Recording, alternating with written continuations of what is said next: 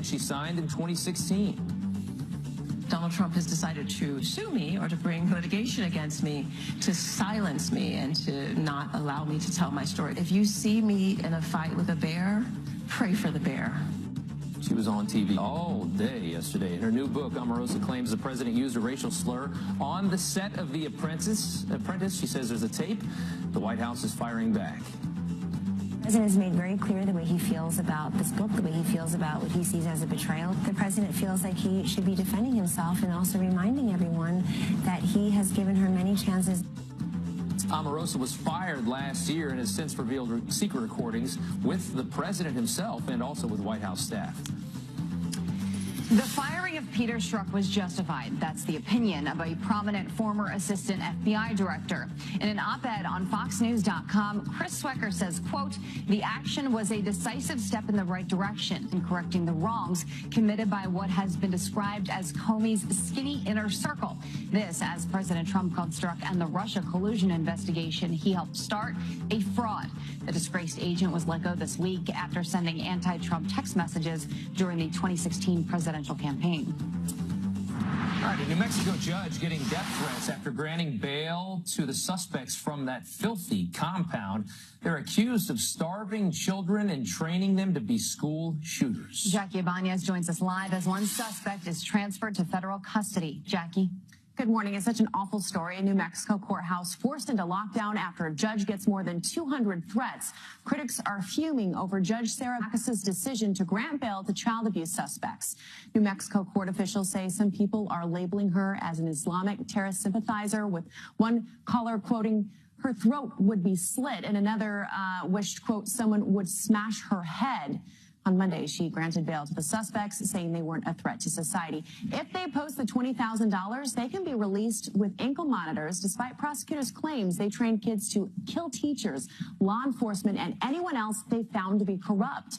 Fox News national security strategist Dr. Sebastian Gorka says the judge is putting Americans in danger. It's truly remarkable. This is perhaps the most horrific case study of just how politicized the judicial system has become in recent years. This isn't justice. This is where political correctness can get in the way of keeping Americans safe. It's a travesty. But listen, this is not the first time Judge Backus has set bail for suspects accused of violent crimes. Just last month, she set a $10,000 bond for a man accused of beating his girlfriend, newborn baby, and a health care worker. You can see him right there. Meantime, none of the compound suspects have posted bail yet. One of them is now in federal custody this morning, but it's unclear why. Another cannot leave jail due to a warrant for child abduction charges in Georgia. Rob? All right, we'll have more on this coming up in the next block of the show. Thank you so much, Jackie. Man accused in London's suspected terror attack just identified. Police say Sudanese immigrant Sally Cater slammed into 15 cyclists and pedestrians before plowing into that barricade right outside British Parliament. This chilling video you're going to see here shows the moments of the attack. 3 people were hurt. A motive for this is still unknown. In the meantime, police are searching several properties in central England, 2 of them in the suspect's hometown, where he was known by local police. The Taliban reeling after American airstrikes killed 220 terrorists in just 4 days. The attacks pummeling Afghanistan as militants continue a massive attack in several cities. More than 200 Afghan police officers and soldiers have been killed, the fighting forcing hundreds of innocent people to flee from their homes. Last month, the far left is fuming over the bipartisan breakthrough. With only 49 members of the Senate Democratic Conference, they don't think the party is doing enough to block Kavanaugh's confirmation. All right, presidential advisor and first daughter Ivanka Trump showing support for the next generation of scientists and engineers. The first daughter meeting with an all-girls student robotics team in Pittsburgh. That's amazing. Well, can you show me some of the different projects you guys have here? Ivanka meeting with the Girls of Steel team at the Astrobotic Space Delivery Company. She spoke about the need to train students and workers in the digital economy. Cool stuff. That is cool. Just about 9 minutes after the hour, beyond absurd. New backlash for the judge who granted bond to the New Mexico compound extremists. Our next guest, President, American Islamic Forum for Democracy, Dr. Hallie Jackson, calling the ruling absurd, while he says the media is also to blame. When someone comes to call out bigots and it gets hot, even physical, are they equally wrong as the bigot they are fighting? I argue no. All right, Antifa, known for sparking violent riots and some recent threats to kill the president. CNN's Chris Cuomo defending them in some ways. The online outrage over this coming up.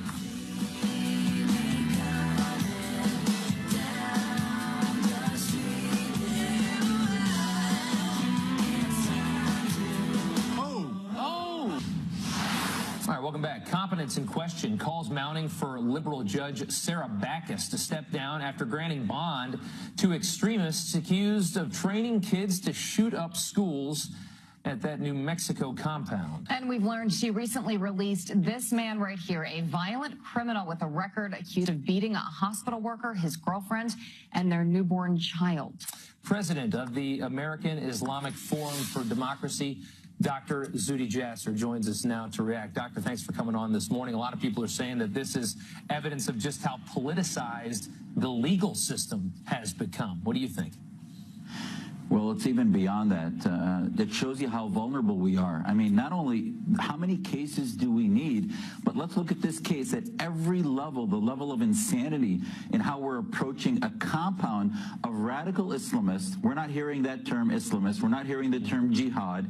The baby that died that was 3 years old was part of some ritual that was apocalyptic about the end of times, where they were training the other 11 kids to shoot up schools. They had tunnels. It was clearly here they were starving, torturing the kids, and that's all we're hearing about is the child abuse, but yet they had enough money to buy weapons, do arms training, teach them how to rapid fire while they're moving, and yet the judge only heard the defense case about racism and basically made statements like, oh, really, I've heard it's troubling, but I don't know if there's enough evidence to really say that they're a danger yet, because they haven't heard enough to back it up. And it shows you how vulnerable we are. The patriarch of it, the ringleader, Siraj Wahaj Jr., was laughing as he saw his fellow terror cell advocates basically being released. So ultimately, we are weak in this, and this is a war, and judges and others refuse to recognize this fact. What do we do about it? We need to educate America. We need to educate our legal system, media. I mean, how many Americans learning about this story know that the patriarch, while he may not have been involved in this, is an imam in many of the leading American Islamist organizations? Now, there's no evidence that he was involved in the compound, but on the other hand, he was a gateway drug to the radicalization. So all of these teaching elements that we have from Case, from San Bernardino to Boston and on, and yet we keep doing a whack-a-mole program, relearning, pretending we don't know anything, like we have this global amnesia. And we need to, just like you're doing in covering this, we need to be tougher, with more tough love on our Muslim community, to say these people aren't self-combusting out of nowhere. Right. These radicals had a plan, and the judicial system needs to recognize it and treat them in a tough love rather than simply acquiescing like they're just petty criminals. And to the good Muslims out there, which there are so many, that they need to condemn this behavior, call it out, and be vigilant of it. Let's go to the governor here to hear what she had to say, the governor of New Mexico. This is the result of liberal pretrial release rules put in place by the New Mexico Supreme Court. Judicial activism at its worst. And what could happen here, you have these people let out. A lot of these Muslim extremists are suicidal. I mean, what happens if they go and they get a gun and they say, you know what, I got an ankle bracelet on, I don't care. I'm going to go shoot as many people as I can before the cops catch up to me. And I think that's why they're scoffing at us. I mean, so many trials of radical Islamists in Europe and in the U.S., Tariq Mahenna in Boston, laughed at their trial, used the trial as a stage because they don't care. They were living in the worst of squalid conditions anyway. Prison is probably a step up for where they were. So to them, this is a war. They are jihadi soldiers, and they're going to feel victory no matter what happens, whether they get caught or not. And what the judge needs to understand, and so many other future judges need to understand, is that these people relish in death, suicide, and jihadi arms, if you will. So, sending them out actually is giving them another opportunity and putting us at risk. Dr. Jasser, thank you for your time this morning. Thank you, sir. Anytime. Thank you. It is 17 minutes after the hour. A new turn in the search for missing college student Molly Tibbetts. Authorities just zeroed in on 5 key areas, how they're connected to the case that's captured the country. I think what Trump was able to do is pick up on the failures of the Democratic Party. Bernie Sanders throwing a dagger at liberals and coming to President Trump's defense in a way. Why he says it's time for Democrats to look in the mirror. Stay tuned.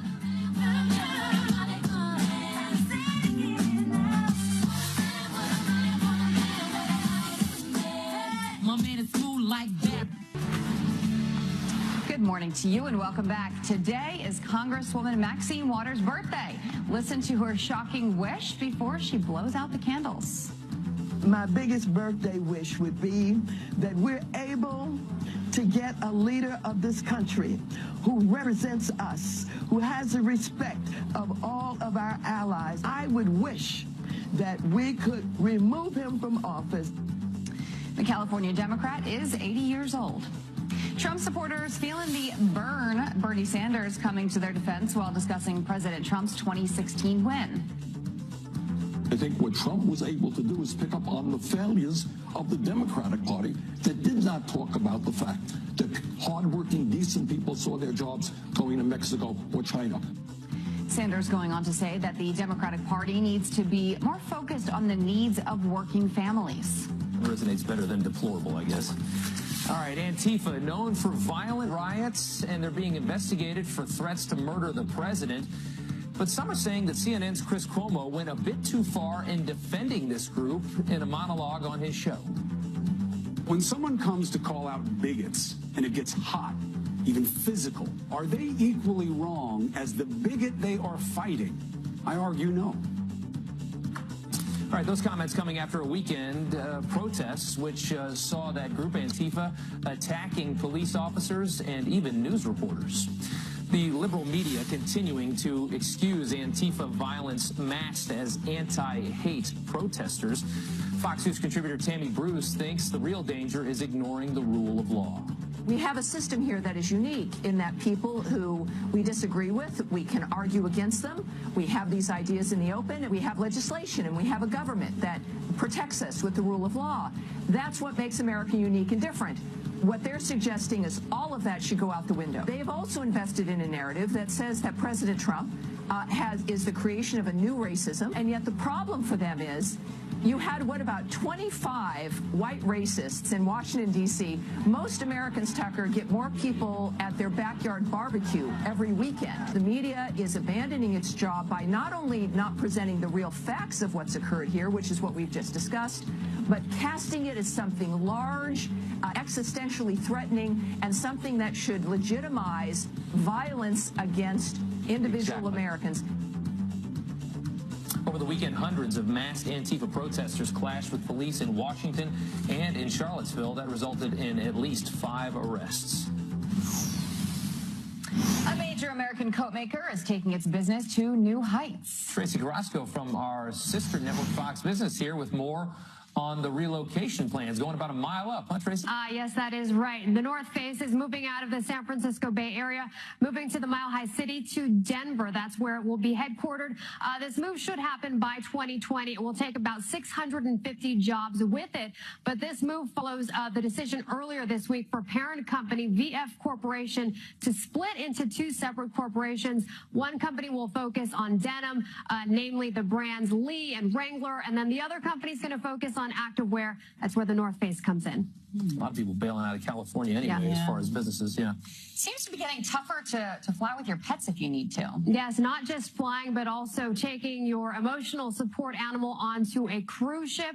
We'll get to that in a minute, but Southwest Airlines, the latest airline to crack down on their policies for emotional support animals. Now they are only limiting this to 1 animal per passenger. It has to be a dog or a cat, and the emotional support animal has to stay in its carrier or on a leash. leash at all times. Royal Caribbean Cruises, they are also cracking down. They will no longer allow passengers to bring aboard an emotional support animal onto its ships. If you did make a reservation before July 30th, you can still sail with your emotional support animal, but after that, you're not going to be able to do it. People take advantage of that. It's a racket. Everybody's got it now, and most people don't really need it. But I was on a flight the other day, and I heard the two dogs barking at each other. And I'm like, am I on a plane right now listening to the dogs barking? That's crazy. Yeah. All right, Tracy, thanks so much. Thanks. 25 minutes after the hour, police chiefs blasting Elizabeth Warren for calling the entire criminal justice system racist. Our next guest, the top boss of the Massachusetts Police Association, Chief Stephen Washner, is leading that charge. Why he says the Democratic senator's comment is the exact narrative that is getting police officers killed. And a fridge full of free beer? Sound too good to be true? The catch to get it open. Don't feel like going home, so I'm gonna stay right here on the edge of this field. Why would you go out of your way and wander around a warehouse for paint when you can just swing by your local Ace? Ace has top-rated paint like one-coat coverage Valspar, can match any color, and mixes it with something that's hard to find. Award-winning service. Because the way we see it, if anyone is going to go out of their way, It should be us. it's the Ace Extra Mile Promise. If it ever takes more than one trip to complete your paint project, we'll bring you what you need, and delivery is free. Ace is the place with the helpful hardware, folks.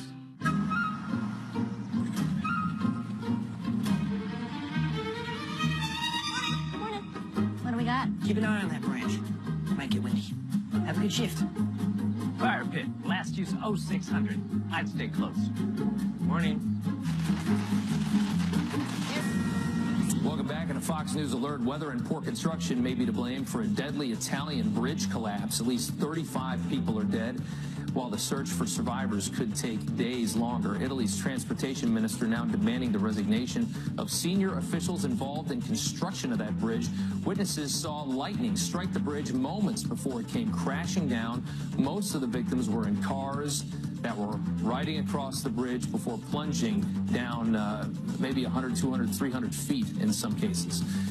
The reward for missing Iowa college student Molly Tibbetts jumps to nearly $400,000 since she disappeared 4 weeks ago. Crime Stoppers says it's the largest reward for its organization in Iowa state history. Investigators narrowing their focus in and around areas of Brooklyn, Iowa, where Tibbetts was last seen July 18th. They include a car wash, a major highway truck stop, her boyfriend's house, and 2 areas of farmland. No suspects have been announced. A crackdown on Christianity. China's ruling Communist Party is wiping out displays of the faith in their country, ripping down posters showing Jesus Christ or the cross, and they're being replaced with images of their president, Xi Jinping. The Bible also banned there, and children cannot visit church. The move is part of a new plan from Xi, who wants to eradicate what he calls Western threats from China. All right, two of the four impeached Supreme Court justices in West Virginia are stepping down. Justice Robin Davis announcing her retirement and avoiding a trial. Another justice resigned last month right before hearings began about a possible impeachment. The entire Supreme Court in West Virginia is accused of corruption. This is really something. Incompetence also and neglect of duty after allegedly spending more than $3 million on their office renovations. Democrats call the impeachment a partisan witch hunt. Jillian. Police officers firing back after Massachusetts Senator Elizabeth Warren said this about law enforcement. The hard truth about our criminal justice system. It's racist. I mean, front to back. Chief Stephen J. Waynard called those comments, quote, a slap in the face, and he joins us now. Thank you for your time this morning. You heard the round of applause in that video after she made that statement. What do you think? Well, good morning. I think it was one of those things that was a very surprising comment to see, and certainly it struck home with a lot of us up there in Massachusetts. When I read everything, interestingly enough, that was the day that my officers from my department and myself had been responding to tornado damage in our area. First time in 30 years I've seen that. And so we worked very hard that whole day with a lot of things. And to get back at night and see that as a comment that really struck you as frustrating, to say the least. She did. And so that's why we put together everything that we did. She did sort of clarify. So let's go ahead and take a look at this statement to the Boston Globe where Elizabeth Warren says, quote, "I spoke about an entire system, not individuals, and will continue to work on reforms to make the criminal justice system fairer." How dangerous is it, though, to talk like that, to use words like racist when you're talking about the criminal justice system? Well, that is a big problem, because I think that contributes to a lot of the actions that go against police officers. And in Massachusetts, we had 2 officers killed in the last 4 months and 2 others shot in the town of Falmouth just recently within the last couple of weeks that could have been fatal injuries. And it's just this perpetuated violence against police that really has to stop. The rhetoric and the talk and generalizing police in this category is not helpful. And that's the biggest point that we wanted to make with this whole statement. Yeah, and there have been 34 police officers shot and killed in the line of duty as of July 28th. I mean, 34. We're halfway through the year. How do those numbers affect you on a mental note? I mean, you go to work in the morning, you say goodbye to your family, you don't know if you're going to come home that day. You're exactly right. And that's the biggest thing that these comments really don't help. When you generalize any specific group of people, race, ethnic background, religion, whatever you do, if you generalize things and you put this out there that this is the way it is, that just helps a certain fragment of society take action against police officers in this case. And that has to stop. So I think the biggest thing is stop the rhetoric, stop the bashing of police. The police officers are just out there doing their job and enforcing the laws. You know what? We are in a position where that's what we're trying to do. It almost seems like, though, the rhetoric as a whole in this country right now is just at a level that I don't know about you, but I haven't really experienced it or seen it like this before. And not just again police officers. I just mean in general. So it's easier said than done, I think, to stop the rhetoric. Is there anything else that we can be doing to try and change this? Well, I think it starts at the level where the people that are especially in Congress or the elected officials, because I know my elected officials have been very active and very supportive of us. I think it takes them getting out onto the ground level and working with the officers and seeing what's happening in the communities across the country. You have good people doing good work out there just enforcing the laws. And you might agree with the law, you might disagree with the law, but you have 2 choices. You follow it or you change it. And the police officers are just out there enforcing laws that are in place. And so if people that want to make these statements go in and work with the officers and try to solve the problems in your particular community. We always have issues we have to address and deal with, and we're perfectly willing to do that. But get down and know it rather than just talk about it. Yeah, Chief Stephen Weiner, thank you for your time this morning. We appreciate it. Thanks for having me. Appreciate it. Okay, dog days of summer. Let's go over to Janice and get a check of the forecast. She's already laughing.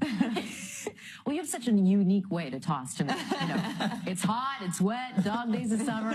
These are the dog days. Late August, mid-August. We have to enjoy the rest of summer. I will say, though, that it has been a wet one across very the East stormy. Coast. Yes, absolutely. The good news is we have a nice weekend coming up for the East Coast. So let's take a look at it right now. 71 here in New York City, 68 in Cincinnati, 76 in Charleston. We are looking at the potential for, some scattered showers across the East Coast, but otherwise a drying out period is ahead. We're now going to watch for the potential of heavy rain and flooding downpours across portions of the Midwest, the Ohio, the Tennessee, the Mississippi River Valley. So you can see the forecast rainfall now shifting across the central U.S.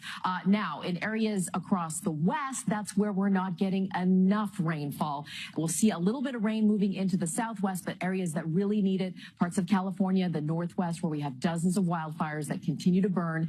And the highs, again, today, very warm, especially across the northern Rockies and getting into California. Again, temperatures in the 100-degree range as we head throughout the work week. There's your forecast today. So watch for dry lightning, unfortunately, across those wildfire areas across the West. And then we'll see that rain over the Midwest, the Mississippi, the Tennessee, and the Ohio River Valley. And you know what? I mean, 91, New York City. We'll take it. We don't have any other choice. The humidity is the important number. I agree. That is the critical number. It has been a tough summer across the East Coast. We've had a lot of rain, a lot of humidity. But you know what? Are we going to be complaining when we've got 2 feet of snow on the ground? No, we're not. Actually, we're going to complain in all 4 seasons, Janice, because that's... At least you're honest, and that's what I love about you. We're just going to whine. Thank you, Janice. Bye.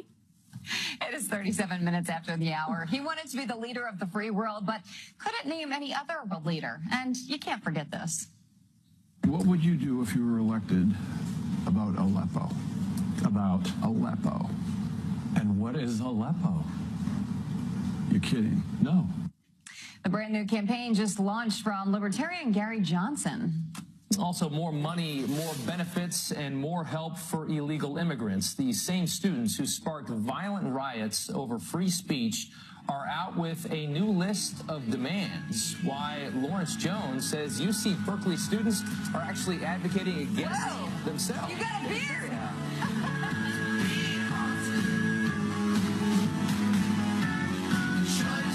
If you have... All right, add another to the list. A Democratic House candidate kicks off her general election bid by taking a shot at Nancy Pelosi. I'll vote against Nancy Pelosi for Speaker, support term limits for party leaders, and I won't take a dime of corporate PAC money. That is North Carolina's Kathy Manning. In her first TV ad, the political newcomer is running against incumbent Republican Congressman Ted Budd in a Republican-leaning district. All right, get yourself ready for more campaign moments like this. What would you do if you were elected about Aleppo? About Aleppo. And what is Aleppo?